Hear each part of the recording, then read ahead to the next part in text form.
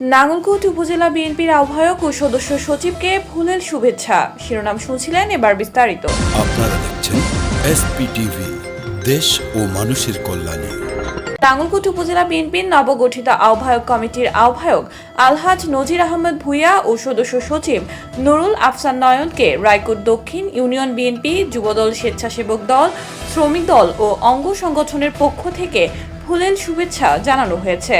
বৃহস্পতিবার বিকেলে উপজেলার মৌকরা ইউনিয়নের কালেমগ্রাম উপজেলা বিএনপির আহ্বায়ক আলহাজ নজির আহমেদ ভূঁইয়ার বাসভবনে এই শুভেচ্ছা জানানো হয়। শুভেচ্ছা বিনিময় শেষে সংক্ষিপ্ত আলোচনা সভায় রায়কোট দক্ষিণ ইউনিয়ন বিএনপির সাধারণ সম্পাদক ফারুক আহমেদের সঞ্চালনায় বক্তব্য রাখেন কুমিল্লা জেলা বিএনপির যুগ্ম আহ্বায়ক ও উপজেলা বিএনপির আহ্বায়ক আলহাজ নজির আহমেদ ভূঁইয়া, উপজেলা মৎস্যজীবী দল আহ্বায়ক আনোয়ারুল্লাহ মিয়াজি, রায়কোট দক্ষিণ ইউনিয়ন যুবদল নেতা ফারুক আহমেদ।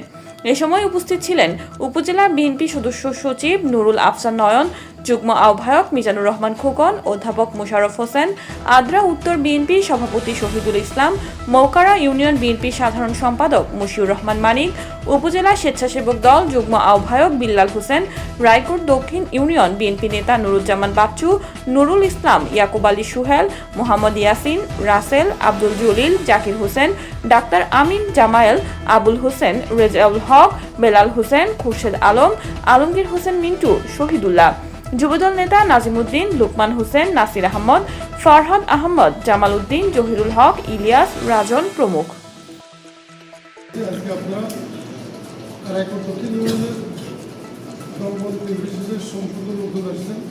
আমি অত্যন্ত অভিভূত হয়েছি, যেহেতু আপনারা সবাই আছেন আমার পাশের গ্রাম।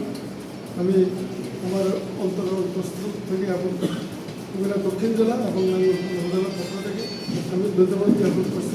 দরবার ছিলাম, আবার কুমিল্লা দক্ষিণ জেলা আমাকে আবারও দরবার করেছে। আবার কুমিল্লা দক্ষিণ জেলার আমাদের সম্মানিত আহ্বায়ক এবং সম্মানিত সদস্য সচিব, আবার আমাদের প্রান্তীয় নেতা মনিরুল চৌধুরী সাহেব এবং আমাদের কুমিল্লা বিভাগীয় টিম প্রধান জনাব মহিবুল্লাহ পুরুষার এবং কুমিল্লা বিভাগের সাংগঠনিক সম্পাদক অধ্যক্ষ সেলিম ভূঁইয়া এবং কুমিল্লা বিভাগের সহসাংগঠনিক জনাব হাজি মুস্তাক সাহেব সহ যারা আমাদেরকে দায়িত্ব দিয়েছেন, আমরা এই দায়িত্বটা যথাযথভাবে আমি নাঙ্গলকোটবাসীকে এবং নাঙ্গলকোটের সর্বস্তরের বিএনপি প্রধান, বিএনপি পরিবারের লোকজনকে এবং পৌরসভাবাসীকে আবেদন করব, যারা আমরা সুসংগঠিত করে দলটাকে আবার আমরা মডেল হিসাবে কুমিল্লা দক্ষিণ জেলাকে দক্ষিণ জেলার নেতৃবৃন্দ আমাদেরকে যারা তাদেরকে যাতে আমরা সুন্দর সুষ্ঠুভাবে উপহার দিতে পারি, এই প্রত্যয় আমি ব্যক্ত করছি।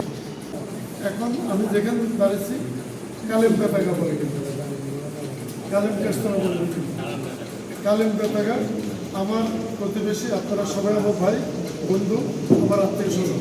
আপনারা সবাই দুঃখের সুখে বিগত দিনেও ছিলেন, আগামীতেও থাকবেন ইনশাআল্লাহ।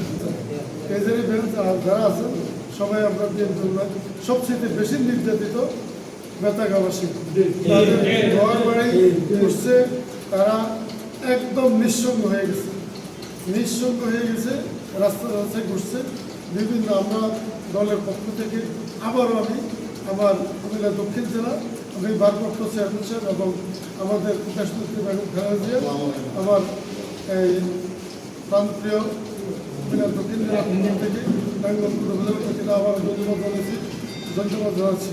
আমি বলতে চাই, ইনশাল্লাহ আমাদের আগামী দিন আপনারা যারা নির্যাতিত হয়েছেন, আমরা বেতাগাবাসী তথা রায়পুর দক্ষিণ ইউনিয়নকে আমরা একটা মডেল ইউনিয়ন হিসেবে আমি ইনশাল্লাহ গড়ে উঠে বলছি।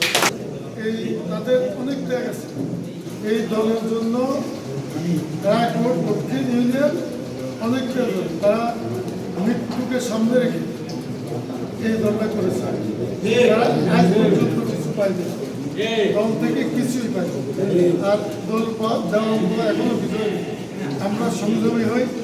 মনিরুল চৌধুরী সাহেব আমাদের দেশনেত্রী বেগম খালেদা জিয়ার উপদেষ্টা, সাবেক এমপি, সাবেক হুইপ, উনি এই নাঙ্গলকোট উপজেলা এবং কুমিল্লা সদর দক্ষিণ লালমাই উপজেলা বিচক্ষণ নেতা। উনি আমাদেরকে দিক নির্দেশনা দিয়েছে দলটাকে সুসংগঠিত করবে এবং আমাদের প্রান্তীয় আমাদের এই সদস্য সচিব একজন পরিচ্ছন্ন ব্যক্তি এখন আমাদের কাছে এসেছে আর যারা এখন থেকে আমাদের থেকে চলে গেছে তাদেরকে আমরা ধন্যবাদ জানাই।